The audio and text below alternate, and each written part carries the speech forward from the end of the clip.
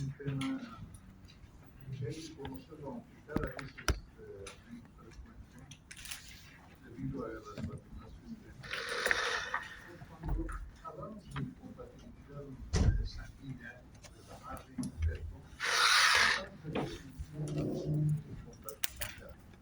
Una es la incompatibilidad de grupo y otra es la incompatibilidad de RH. ¿No? Entonces, hay dos factores que hay que tomarlos en cuenta: incompatibilidad de grupo y incompatibilidad de RH. Sabemos que la hemolítica neonatal va a ser característica, como su nombre dice, anemia hemolítica o enfermedad hemolítica fetal y neonatal. Quiere decir que se van a producir destrucción de glóbulos rojos tanto en un periodo fetal como en neonatal. Y debido a qué se puede deber eso? A dos causas: incompatibilidad de grupo, que es congénita. Yo a una persona que es del grupo A no le puedo poner grupo B, inmediatamente reacciona. Entonces, la incompatibilidad de RH. ¿Cuál es la diferencia entre la incompatibilidad ABO y la incompatibilidad RH? La ABO es congénita, o sea, uno nace ya con el rechazo al otro grupo. En cambio, la incompatibilidad de RH es provocada por un antígeno. Primero a la mujer la tengo que sensibilizar, ponerle sangre que tenga glóbulos rojos RH positivo, o hacerle una transfusión o que el feto le pase su sangre. Entonces, como la mujer no tiene ese sistema, ese RH negativa, el feto le va a pasar sus antígenos y la mujer va a crear, va a elaborar anticuerpos contra el factor RH. Esa es la gran diferencia. La ABO nacemos ya con ese rechazo al otro grupo. Y en cambio el RH lo adquirimos. Lo adquirimos por transfusiones, por partos, por funciones, etc. Entonces, la incompatibilidad de grupos se produce en madres que son del grupo 0 y los fetos son del grupo A o B. Esta incompatibilidad de grupo no es tan severa como la incompatibilidad RH. La incompatibilidad RH puede matarlo al feto. En cambio, la incompatibilidad de grupo se la puede controlar con fototerapia. Entonces, la fototerapia es la luz, ¿no es cierto? Estas lámparas sí, pueden servir. La luz del sol indirecta, no directamente sí. Entonces, la fototerapia significa que la luz va a ayudar a metabolizar la bilirrubina del feto. Entonces, cuando es del grupo, incompatibilidad del grupo, es una anemia leve, fácilmente controlable con fototerapia y que no necesita ningún otro procedimiento. En cambio, el otro tipo de anemia ya va a necesitar otro tipo de tratamiento. Fíjense ustedes, en el grupo ABO es más frecuente, 2/3 de las incompatibilidades, no produce anemia fetal severa y los anticuerpos regulares no están incluidos en el test de Coombs. Para ver la formación de anticuerpos, normalmente hacemos el test de Coombs. Coombs indirecto cuando hacemos a la madre y Coombs directo cuando sacamos sangre del cordón. En este caso, la incompatibilidad del grupo ABO no nos sirve el test de Coombs, no va a ser de utilidad. Y lógicamente lo que va a producir la hemólisis es hiperbilirrubinemia por liberación del grupo M de los glóbulos rojos que se vayan destruyendo. En cambio, fíjense ustedes la anti-D o anti-RH, se puede decir la anti-D o anti-RH, es lo mismo. ¿Qué pasa con el anti-RH? Prevalece el 5%, en 1968 bajó al 0,5% en 1984 en Europa. ¿Por qué creen que ha bajado? Pues básicamente por las vacunas. No, porque vacunamos a la madre y ya no se sensibiliza, ya no produce anticuerpos. Entonces, puede existir una reacción, o si quieren antígenos, que no son contra el grupo, ni son con LRH. Pues hay una serie, fíjense ustedes, la Lewis es más frecuente, la mayoría de hecho no produce eritroblastosis, o perdón, destrucción de glóbulos rojos, enfermedad hemolítica fetal, que es decir, esto de HF, los anticuerpos anti-Kelly, anti-C, los anticuerpos irregulares, etcétera, etcétera. Y vean ustedes que hay una lista grande de otro tipo de anticuerpos que pueden afectar y que pueden producir también alteraciones. ¿No? Hay una montonera, esta es una lista parcial, ¿no?, de tipos de anticuerpos que se pueden formar, que no corresponden al ABO ni al LH, son otro tipo de anticuerpos irregulares. Entonces, esto nada más como referencia, porque nos vamos a ocupar nosotros exclusivamente del LH.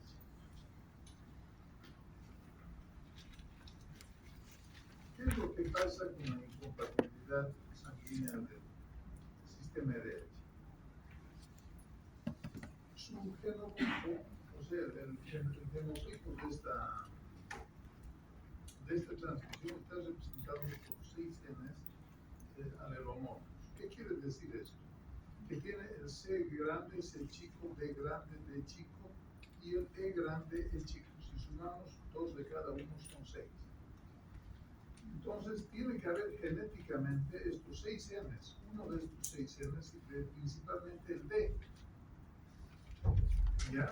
Entonces, vamos a decir que acá la condición es que el feto sea RH positivo y que la madre sea RH negativa. Esto es la condición para que haya esta incompatibilidad de RH. Madre RH negativa, feto RH positivo. RH negativa sensibilizada es aquella mujer que ya ha creado anticuerpos por X o Z motivo, digamos un accidente, la han transfundido, etcétera, y ya ha creado anticuerpos y está sensibilizada.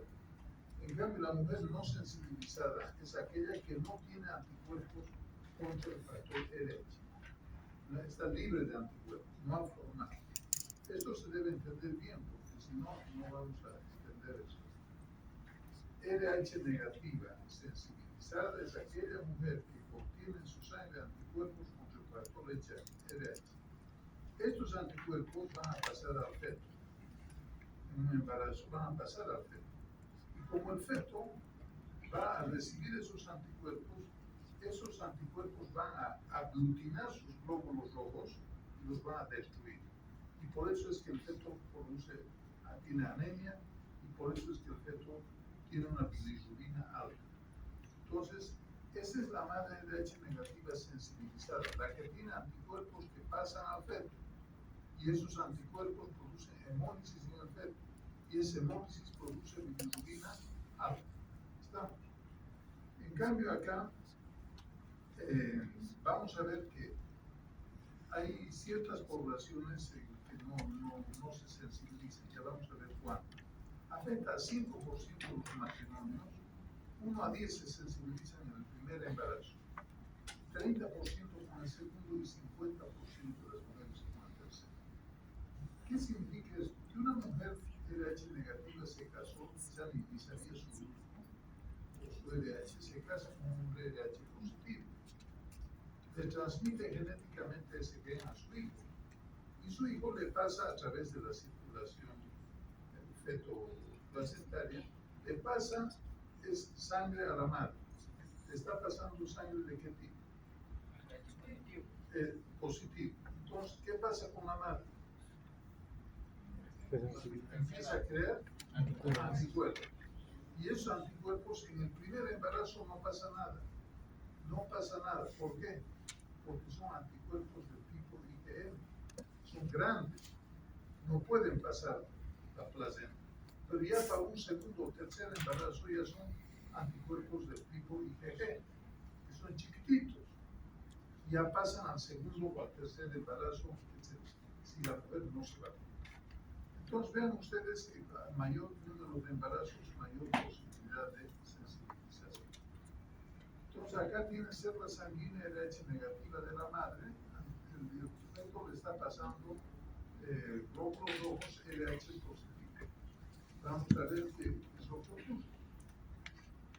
Cuando la madre ya está sensibilizada, vale decir que tiene anticuerpos maternos, vamos a ver aquí, o sea, la madre ya está sensibilizada, tiene anticuerpos anti-RH.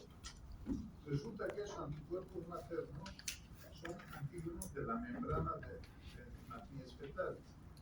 Va a pasar al feto y que va a producir una enfermedad hemolítica fetal. O sea, cuando la madre está sensibilizada, tiene anticuerpos.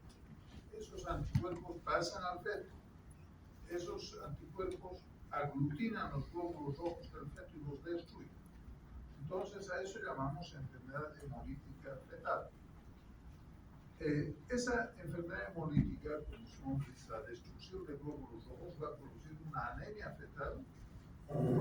Esa destrucción de glóbulos rojos va a producir una hiperbilirubinemia. La bilirrubina va a subir por liberación del grupo M y lógicamente puede haber una anemia severa, un hidrops. ¿Saben lo que es el hidrops? Sí. ¿Qué es? Un edema generalizado. Y finalmente la muerte fetal. Entonces aquí en el gráfico vemos los anticuerpos que pasan, atacan los glóbulos rojos del feto y los destruyen. ¿Cuál es la fisiopatología de esta situación? Vemos los anticuerpos anti-D. ¿Quién va a pasar el anticuerpo? ¿Quién le va a pasar al feto? La madre. Ya. Esto va a destruir los glóbulos rojos y produce anemia fetal. La anemia fetal va a hacer que haya mayor eritropoiesis para compensar esos glóbulos rojos que están destruyendo. ¿No es cierto? Hay un mecanismo de compensación y no se producen los glóbulos rojos en la médula roja, sino que empiezan a producirse a nivel del hígado para sustituir los que están rompiendo. El feto rápidamente empieza a producir glóbulos rojos en el hígado. ¿Qué pasará con ese hígado? Crece, se expande, se aumenta el hígado, ¿no? Entonces aquí, al aumentar el hígado, va a haber y secundariamente el vaso, va a haber una hepatoesplenomegalia, hígado grande, etc.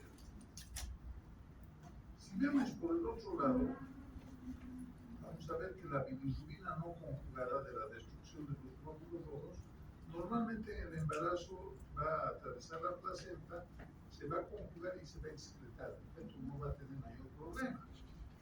¿Por qué? Porque la placenta le está sirviendo como un desahogo a esa bilirrubina.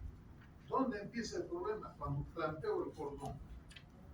Entonces el feto ya no tiene cómo deshacerse de esa bilirrubina.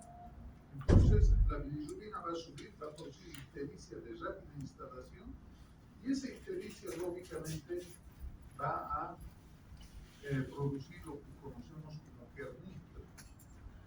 El kernícteros es una enfermedad por tasas altas de bilirrubina que afectan los núcleos basales del cerebro. De esos niños, 80% van a morir y 20% van a quedar con secuelas neurológicas de mayor o menor grado. Bueno, al menos hasta hace parecían 80%, ahora la cosa va cambiando. Vamos a ver después. Fíjense, esta hepatoesplenomegalia, que también se produce para compensar, para producir glóbulos rojos que están destruyendo, nos va a producir un síndrome de hipertensión portal. ¿Por qué? La sangre que está viniendo de los miembros inferiores, de toda la parte esplánica, tiene que subir al corazón y lo hace a través del sistema portal. Entonces, si el hígado está grande, si el hígado está ocupado en fabricar glóbulos rojos, no va a dar paso a esa sangre y se va a producir un problema de edema y así. Por otro lado, hay una hipoproteinemia también, una hipoalbuminemia, que va a ir produciéndose por el tercer espacio que se va creando y eso va aumentando el edema y lo hace generalizar. Entonces, esta es la fisiopatología, digamos, de lo que ocurre con el feto en este problema.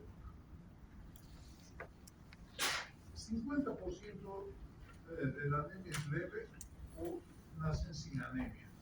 25% de la anemia moderada y nos van a dar kernípteros, y 25% es una anemia grave que va a ir al hidrox o a la muerte perinatal si no se hace algo.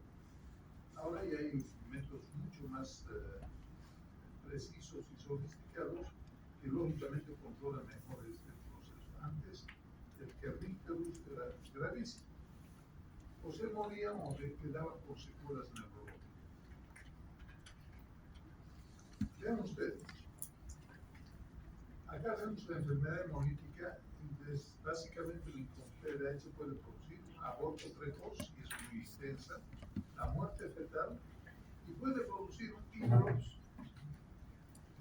o sea, una anasarca, un edema generalizado del feto, todos los espacios, hasta el cordón se edematiza, la placenta se edematiza, hay cardiomegalia, hay ascitis, ¿no? Todo está, el cuero cabelludo se infiltra, parece un santo con su areola, todo nace totalmente hinchado el feto.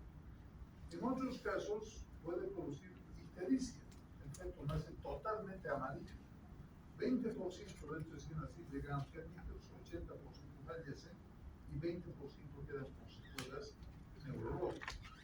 Entonces acá nosotros medimos la bilirrubina, los anticuerpos, los vamos a medir y vamos a ver que el riesgo de hidrox es cuanto mayor anticuerpos hay, mayor riesgo de hidrox. Si hacemos las diluciones, ¿mediante qué prueba vamos a medir los anticuerpos? El CUMS. El CUMS indirecto en la mano, CUMS directo en el cordón, cuando nazca el feto. El CUMS indirecto, ¿qué significa? ¿Qué estamos midiendo con el CUMS indirecto? Los anticuerpos que tiene la madre. Entonces me da un CUMS positivo, digo, esta tiene anticuerpos, el señor. ¿Qué hago? Pido dosificación de anticuerpos, diluciones de anticuerpos. Y si la dilución es 1 en 16, no va a haber kernípteros, no va a haber hidrox, perdón. Si es menos de 1 en 16, si es 1 en 16, 10% hacen kernípteros, 1 en 32, 25, 1 en 64, 50 y 1 en 128, 75% de los fetos van a ser hidrox, ¿no? Entonces vean, a mayor título de anticuerpos, mayor posibilidad de hidrox y también mayor posibilidad de kernípteros, ¿no es cierto? De bilirrubina alta y kernípteros. Hasta ahí estamos. Bien. Entonces vamos a ver factores que condicionan por qué en algunos casos se produce esta incompatibilidad. La fisiopatología es clara, pasan anticuerpos del feto, pasan glóbulos rojos del feto a la madre. La madre forma anticuerpos que después atacan a un futuro embarazo y destruyen los glóbulos rojos. Pero ¿cuáles son esos factores condicionantes? Fíjense ustedes, antecedentes de transfusiones sanguíneas incompatibles. ¿Por qué está bajando la incidencia de esta enfermedad? Porque ya hay bancos de sangre de todo lado y lógicamente la sangre se la cataloga mejor. Se hacen no solamente pruebas de grupo de LH, ¿no? Se pueden hacer pruebas para SIDA, para hepatitis B, hepatitis C, para toxoplasma, para todo. Se le pasan teóricamente una sangre sana, limpia. En cambio, antes a veces se hacía el grupo y se le pasaba cualquier LH. Entonces, eso ha cambiado drásticamente. Sigosidad del cónyuge. Habíamos dicho, fíjense ustedes, que el cónyuge puede ser heterocigoto o puede ser homocigoto. ¿Qué es homocigoto?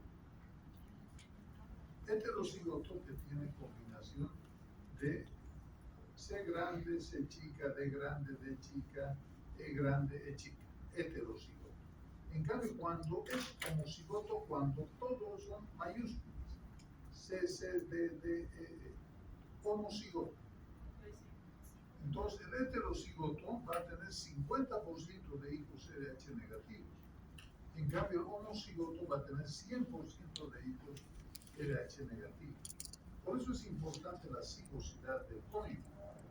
Eso todavía nosotros hacemos en casos muy escogidos, porque no es común acá hacer eso. Pero sí, en otros países se hace la heterocigosidad del cónyuge para saber si va a tener 100% de ciclos RH negativos o 50% según sea heterocigoto o según sea homocigoto. La incompatibilidad del grupo, la ABO, protege contra la compatibilidad de RH, pero no la evita.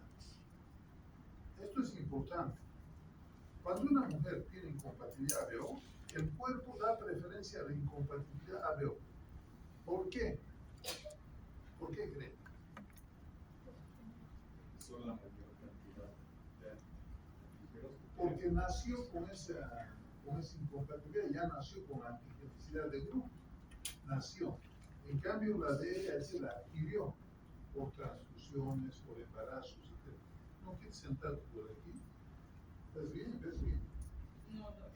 ¿Por qué no te sientes aquí? No sé dónde habrá un campo. Toma así. Ahí. Tu silla ahí al lado de una. Aquí hay otra silla. Aquí hay silencio. Ya hay una silla más práctica. Bien, entonces fíjense ustedes que si bien da preferencia a la incompatibilidad ABO, pero los anticuerpos igualitos se van a formar para el factor de Leche. O sea, el que dé preferencia al ABO no quiere decir que no forme anticuerpos anti-RH. Depende del número de embarazos, eso hemos visto, conforme más embarazos, si no se vacuna, mayor posibilidad de hacer anticuerpos. La reacción individual, fíjense, esto es importante, no se sabe por qué,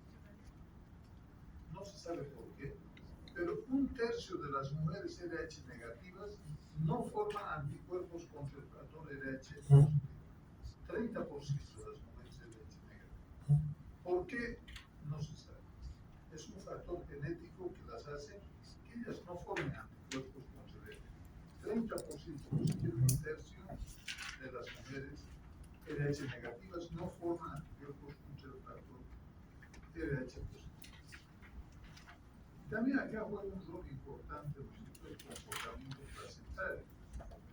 Si una mujer ha tenido sangrados desde el principio, amenazas de aborto, una otra vez sangrados, ha tenido hematomas retroplacentarios, desprendimientos de bordes, ha tenido placenta previa, peor una placenta ácreta, o peor una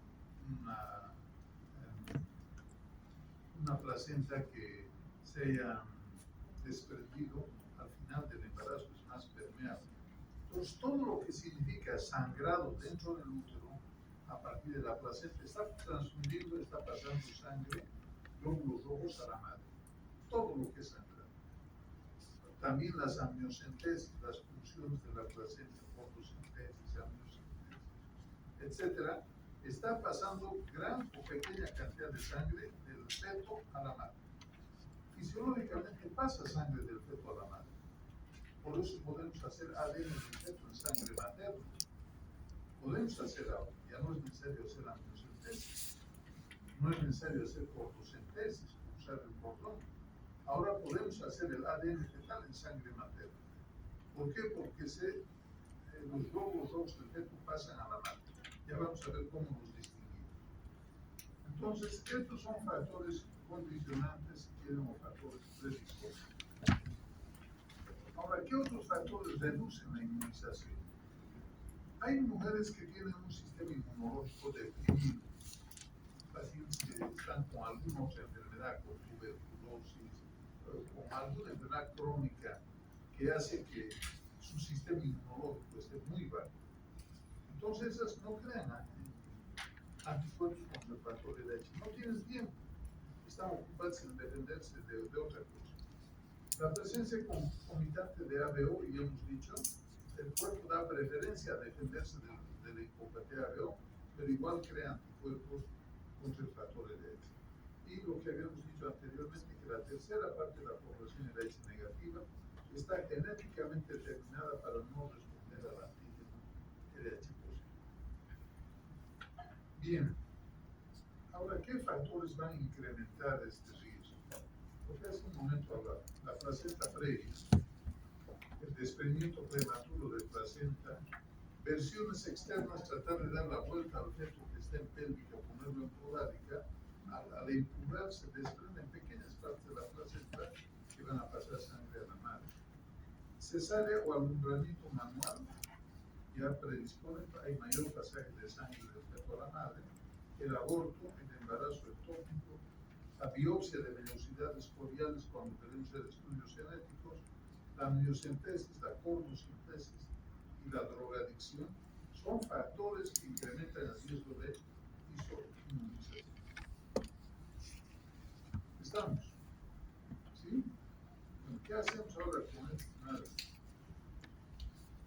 ¿Qué hacemos con estas madres? O sea, como nosotros no conocemos a la mujer, ¿no? La primera consulta hay que hacer grupo y RH. Si la mujer es RH negativa, forzosamente debemos hacer un test de Coombs directo, ¿no? Y luego, si es negativo, cada 2 meses hay que ir controlando que se mantenga negativo. ¿Ya? O sea, el primer paso, grupo y RH. Es RH negativa, Coombs indirecto. Y repetimos cada 2 meses. Si la paciente es sometida a procedimientos, puede ser amniocentesis, puede ser biopsia de vellosidades coriales, cualquier procedimiento que implique penetración al medio interno de la madre y que haya la posibilidad de mezclar la sangre del feto con el de la madre, ya en muchos casos se hace una dosis de vacuna. Si la madre es RH negativa, el Coombs es negativo, podemos vacunar a la madre, una dosis de vacuna. Una dosis de vacuna tiene un efecto aproximado de 3 meses.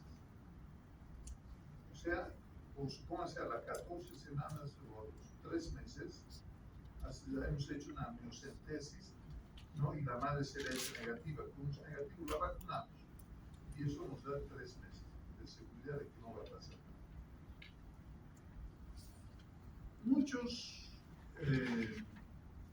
Muchas escuelas dicen que hay que hacer un curso a las 28 semanas de rutina.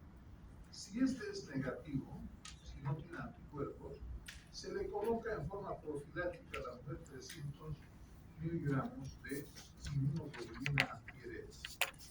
Esta es una cosa que algunos hacen y que otros no hacen. 28 semanas, ¿cuántos meses? Nosotros trabajamos con semanas lunares del embarazo, no con semanas solares que son las del calendario. O sea, 28 semanas, ¿cuántos? Son 6 meses. Si le ponemos una vacuna profiláctica cuando a 28 semanas, nos va a durar hasta el momento del parto. Entonces no va a haber problema, ¿no? Esta teoría preventiva es controversial, algunos dicen sí hay que ponerlo, otros dicen no, pero les digo porque se puede hacer, no es una cosa que esté prohibida, muchos la hacen. En caso de trauma, hemorragias ovulares, amniocentesis, colocar inmunoglobulina anti-RH como ya habíamos dicho. Eso en la mujer embarazada. Grupo sanguíneo RH, Coombs. Si el Coombs es negativo, cada 2 meses volvemos a hacer un Coombs para saber que siempre es negativo. Si hacemos cualquier procedimiento invasivo de biopsias, etc., colocamos la vacuna anti-RH. Y a 28 semanas algunos hacen profilaxis con una dosis de vacuna, para otros no sirve. ¿Estamos? Ya. Si hay algo que no se entiende, me dicen, porque la verdad que... Bien. Ahora, ¿qué hacemos con la mujer que está no sensibilizada? No tiene anticuerpos. Viene a la consulta, hemos pedido su grupo, su RH, etc. Llega el momento del parto y hay que tomar grupo y RH del feto. El feto es RH positivo, ahí hacemos un Coombs directo con sangre del cordón. En la madre era Coombs indirecto. Estábamos midiendo la cantidad de anticuerpos que tenía la que podían pasar al feto, indirecto. En cambio, el CUMS directo ya tomamos sangre del cordón, directo. No se olviden que la placenta y el cordón es un órgano del feto, no es de la madre. Tomamos el cordón y hacemos un CUMS directo, ¿no? Un CUMS directo. Si ese CUMS es negativo, ¿qué quiere decir? ¿Le han pasado anticuerpos o no? No. Por lo tanto, a la mujer la puedo vacunar, la debo vacunar. En cambio, si le han pasado anticuerpos, ya no hay nada que hacer. Ya la madre está sensibilizada, ya no hay vuelta que dar. ¿No? Entonces, para eso hacemos el CUMS directo. Grupo de recién nacido y un CUMS directo. Si se sospecha hemorragia transplacentaria importante, fíjense ustedes, a veces los partos pueden ser muy traumáticos, una cesárea con placenta, con obstáculos, etc. Bueno, la madre se ve hecha negativa, el CUMS me da positivo, el CUMS directo, la tengo que vacunar. ¿Cómo sé cuánto de sangre del feto ha pasado a la madre? Puedo hacer un test que se llama el test de Kleihauer-Betke.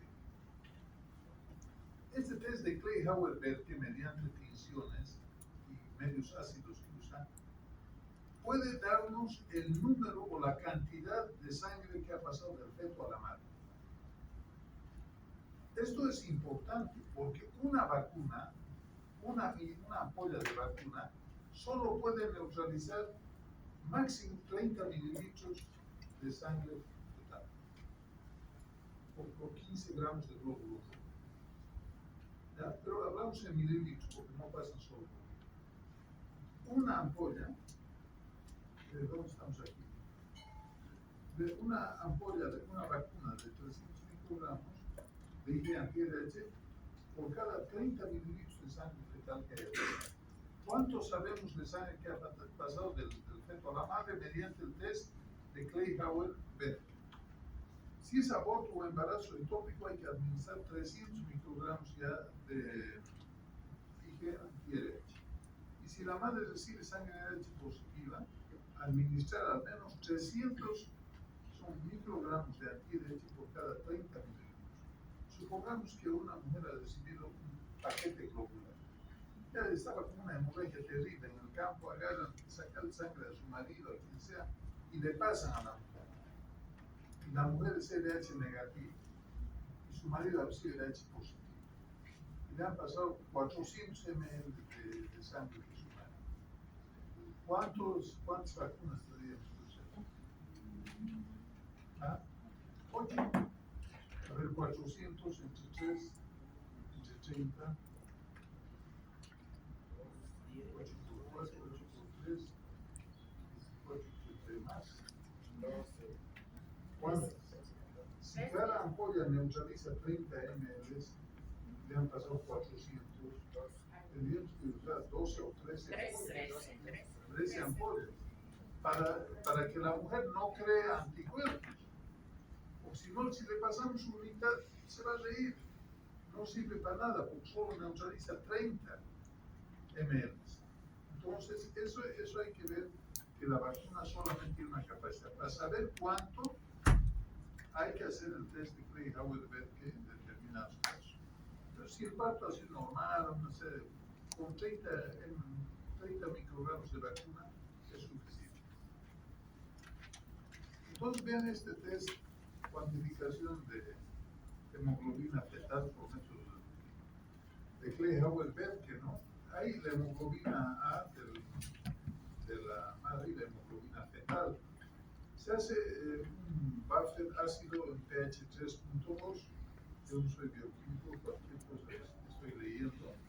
La hemoglobina A se destruye.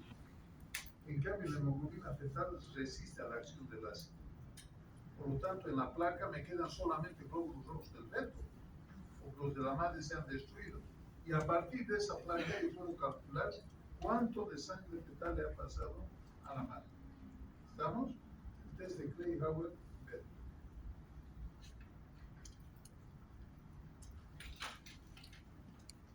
Bueno, la distinción de glóbulos rojos fetales.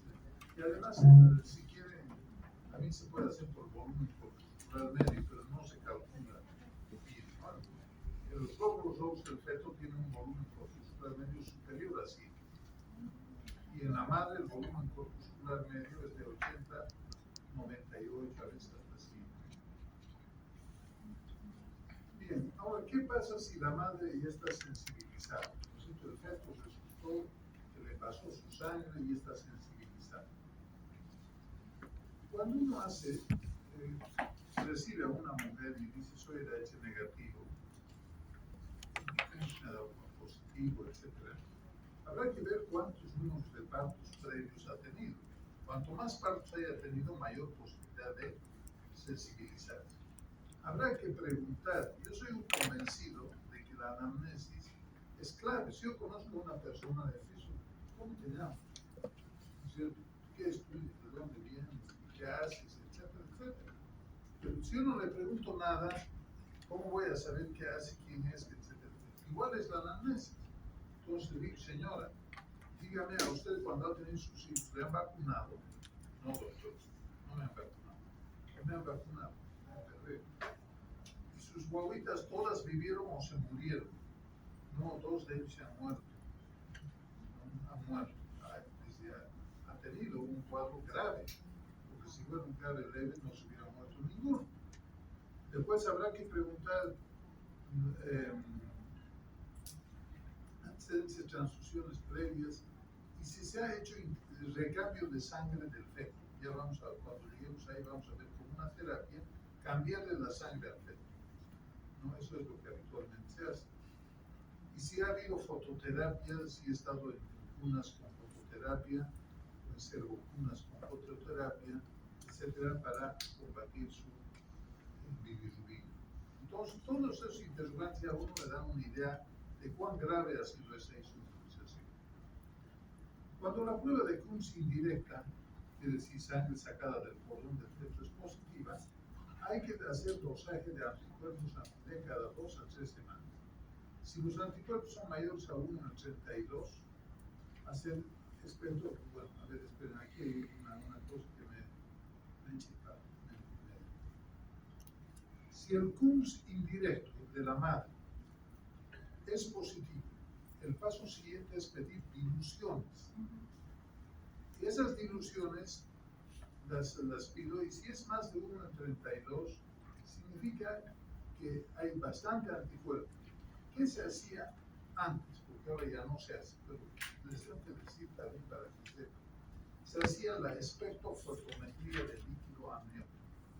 ¿En qué consistía la espectrofotometría del líquido amniótico? ¿Por qué se sacaba el líquido amniótico? Porque teóricamente el feto, cuanto más, si me daba 1 en 32 en la madre, al feto le habían pasado. El feto estaba hemorizando. ¿Su orina cómo era? ¿Tenía urobilina o no? Tenía. Entonces yo sacaba la sangre del cordón, colocaba en un tubo protegido de la luz y lo llevaba a una máquina que se llama espectrofotómetro. Colocaba el tubo, sacándole su protección en la máquina, y hacía pasar una longitud de onda determinada a través del tubo. Yo programaba a 450, ya vamos a ver cuando lleguemos ahí, ¿no? Entonces, veía cuánto se refraccionaba la onda. No pasaba recta, como si fuera un líquido claro, sino que al pasar, la bilirrubina hacía que la onda rebote. Y de acuerdo a la altura en que rebotaba, yo la catalogaba a la madre en una escala que la vamos a ver posteriormente. Esa es la espectrofotometría que hacíamos antiguamente. Bueno, no tan antiguamente, ¿no? Pero ahora hay métodos de saber cómo está el feto. Fíjense, la ultrasonografía tampoco ha sido realmente algo muy grande, y más que la ultrasonografía es el Doppler. El Doppler, ¿qué mide? Nada más el Doppler mide flujos y resistencia. No mide otra cosa. Velocidad de flujos, qué resistencia, cuánto tiempo, en qué percentil está, etc. Entonces, vean, un primer paso que se dio para evaluar al feto era la ultrasonografía corriente, y se veía generalmente en estos fetos un corazón agrandado por la sobrecarga hídrica, un hidropericardio, todo estaba lleno de agua. Había citis, hepatoesplenomegalia, dilatación de la vena umbilical por la sobrecarga, edema subcutáneo, un grosor placentario mayor a 50 milímetros en la parte central, había polidramios, ¿no? El cuero cabelludo estaba como de santo, etcétera. Entonces ya la ecografía me daba alguna, la ecografía común y corriente, me daba alguna visión de cómo estaba el feto, ¿no es cierto? Pero donde realmente no vamos a entrar acá. Ya. Entonces se había adelantado mucho y habíamos evitado estas técnicas invasivas, que era la amniocentesis para sacar el líquido amniótico y llevarla a un espejofotómetro. Aquí ven un espejofotómetro. El líquido amniótico se colocaba en un tubo y se hacía pasar una luz, una onda de luz de 300 a 700 miliunidades de densidad óptica y veíamos cuánto subía esta curva. Entonces, cuanto más subía, la catalogábamos en una escala A, B o C. Cuanto más arriba estaba, era más grave la afectación del feto. Eso era todo un cálculo, había que usar papel milimétrico, había que hacerla. Era toda una ciencia hacer esto. Y esto indudablemente que se hacía porque no había otra alternativa, ¿no? Entonces medir la amniocentesis o la cantidad de bilirrubina mediante la longitud de onda que se hacía con espejofotometría. Después apareció la cordocentesis. Había que, gracias al Doppler, se localizaba el cordón del feto y se punzaba.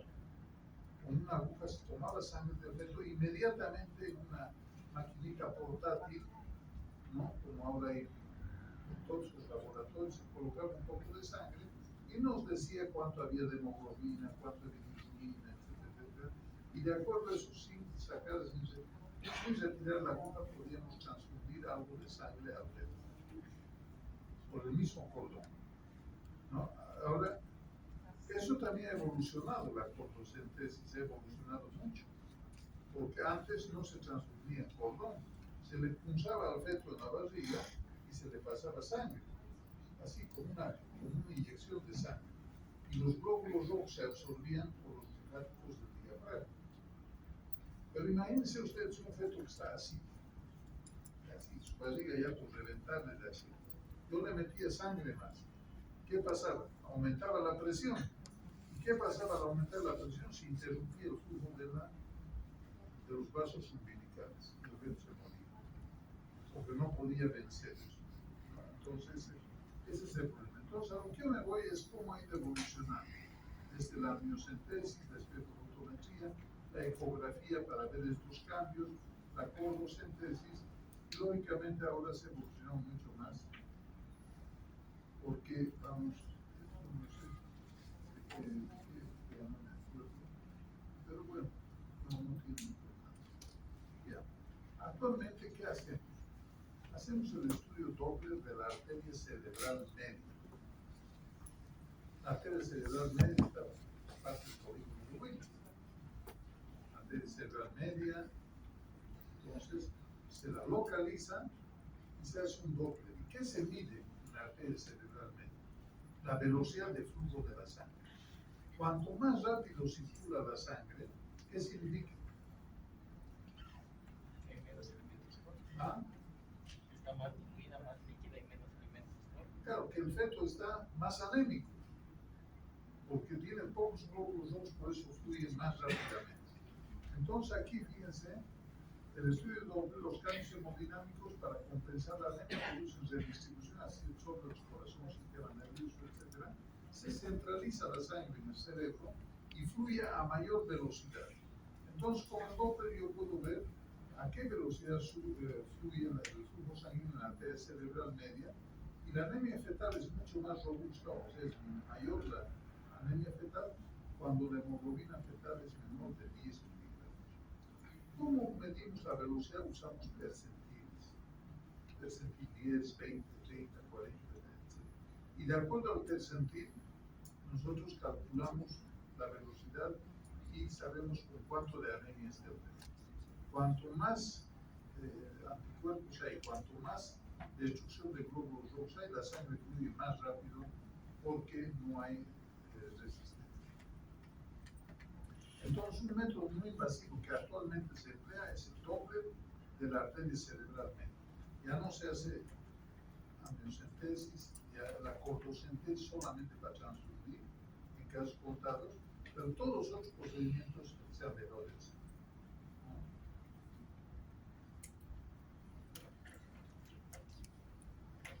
Entonces, es la técnica, la arteria cerebral media se mide.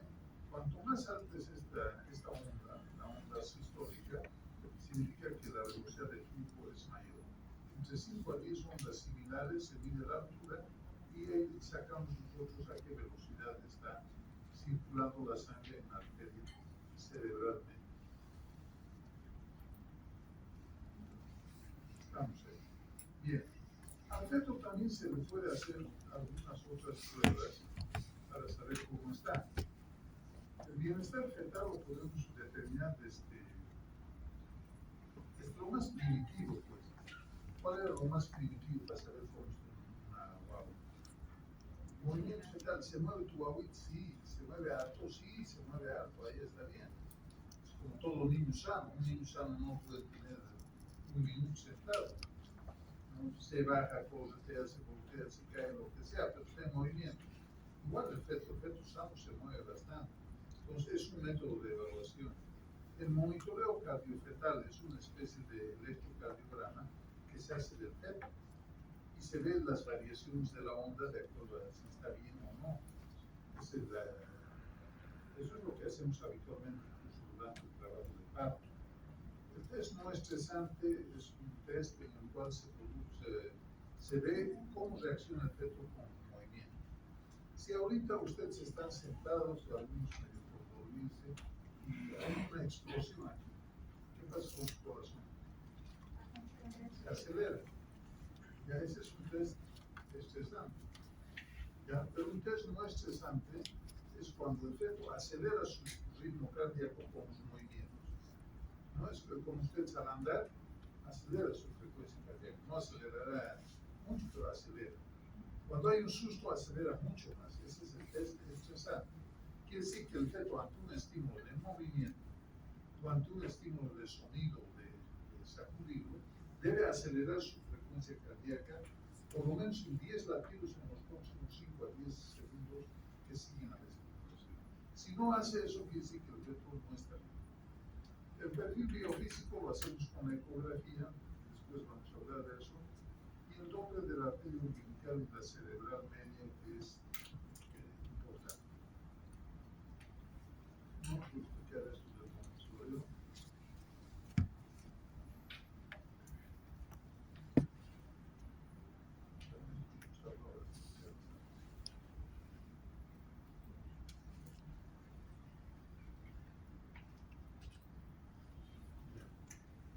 Entonces llegamos aquí a la experiencia grave del recién nacido, ¿no? En algunos casos nace hidrópico y en otros casos hidrópico y histérico. Entonces, 25 a 30% de estos fetos van a nacer con ictericia. Lógicamente, el feto, ¿por qué está histérico? Porque hay bilirrubina alta. ¿Y por qué hay bilirrubina alta? Porque hay hemólisis. Entonces, aquí el feto va a tener algunas alteraciones clínicas incluso, ¿no? Que va a hacer que está relacionada con la progresión de las heces. Ustedes saben que en realidad ¿por qué las heces tienen el color de piel? ¿Qué le da el color a las heces? ¿Ah? ¿Qué le da? La bilis. La bilirrubina, la bilis. No sé, la bilis le da el color. Y aquí en el feto tiene mejor, la bilirrubina le va a dar el color.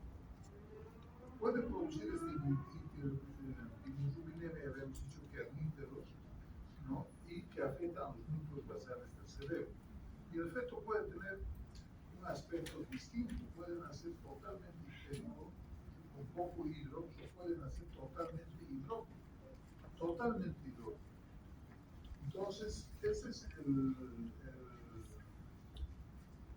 problema de estos fetos, que van a tener problemas para conjugar la bilirrubina si no se hace algo. Entonces, ¿qué hacemos con el feto?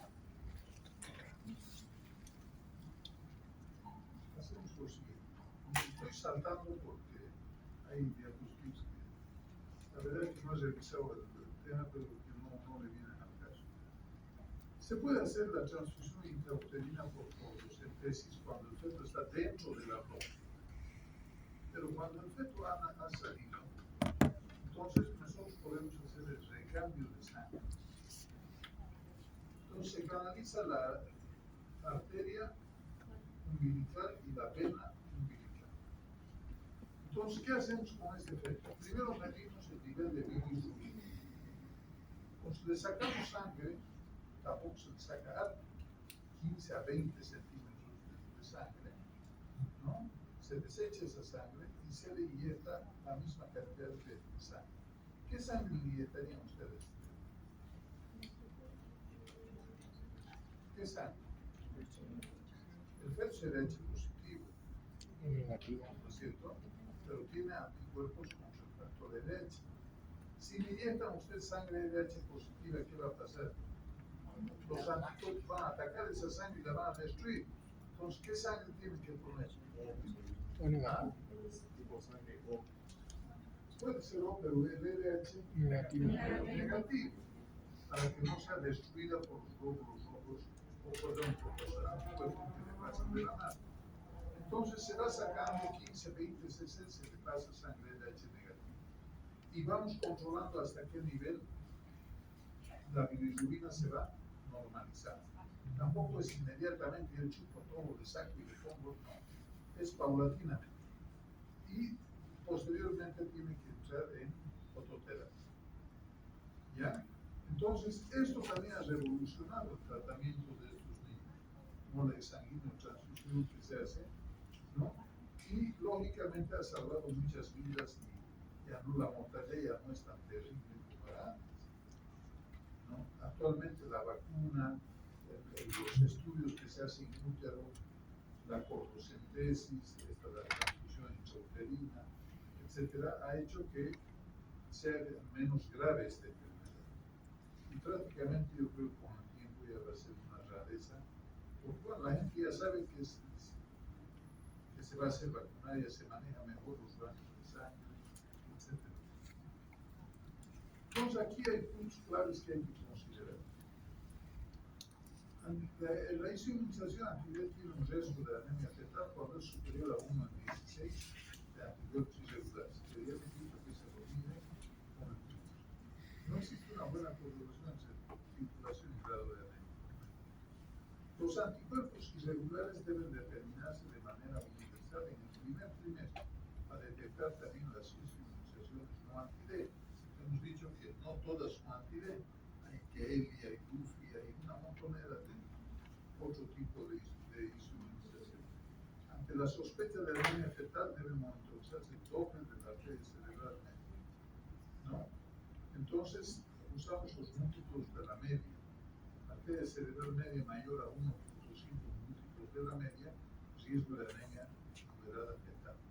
Este es un cálculo en el que en muchas cosas se utilizan los múltiplos de la media. Es un cálculo, no es estadístico, sino es un cálculo de concentración de población. Digamos, todos los que usan chompa, qué sé yo, roja, tienen 50% de anemia. Entonces, ¿cuántos hay 50? Y comprueban si eso es verdad. Si 50 hacen anemia, se toman múltiplos de la media, 1.5 de múltiplos de la media. Quiere decir que sobre 60, con seguridad todos van a ser anemia, porque es más de un múltiplo de la media. ¿Ya? El diagnóstico de la anemia fetal se establece mediante cortocentesis y hemograma en sangre fetal cuando nace y, lógicamente, la arteria cerebral. La inmunoprofilaxis de la inmunoglobulina anti-D debe incluir administración de globulinas en el tercer trimestre. ¿Cuándo colocamos la vacuna? ¿A qué tiempo colocamos la vacuna? Cada 3 meses. Nació la guagua, le hicieron su PUMS, da positivo, CDH positivo, la madre no está sensibilizada. ¿A qué tiempo le colocamos? ¿Qué tiempo tenemos? Para que no forme anticuerpos. 72 horas. O sea, teóricamente se colocaba 72 horas, pero la verdad es que se puede colocar hasta 28 días después, ¿no? Ahora, ¿por qué se colocaba teóricamente o habitualmente a las 72 horas? Las primeras experiencias de estas vacunas se hicieron en presos, ¿no? Entonces, a presos, si estaba sangre de H positiva, se les ponía la vacuna. Entonces, dijeron a 72 horas es efectiva. ¿Pero por qué? Porque a la cárcel solo les dejaban entrar cada 3 días. ¿No? Nunca hicieron una prueba a 15 días o a 20 días, sino que como les dejaban entrar cada 3 días, se dijo, no, cada 3 días nomás hay que colocar, máximo hasta 3 días. Es efectivo, probablemente es efectivo, pero si no se puede colocar a los 3 días por receta, se puede colocar hasta los 28 días. Porque ese es el tiempo que tarda en formar. Entonces, eso es algo que hay que entender y algo que hay que comprender. La cantidad de vacunas que se coloca, etcétera. Bueno, hasta aquí es su examen. Hasta aquí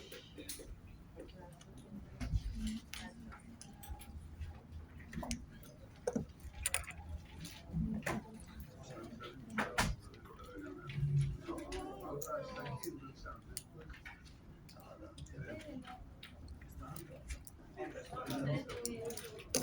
Explíquenos dos. ¿Podemos repasar para el examen 2? Sí.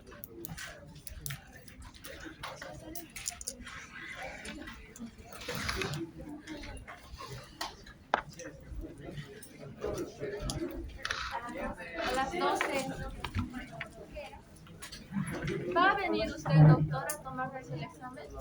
Es que a veces no nos quieren ayudar.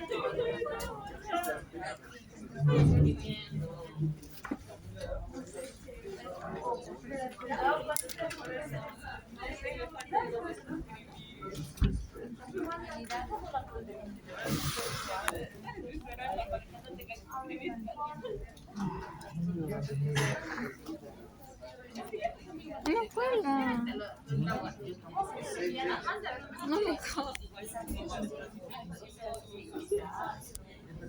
Ay no, la que se graba. ¿La apagó?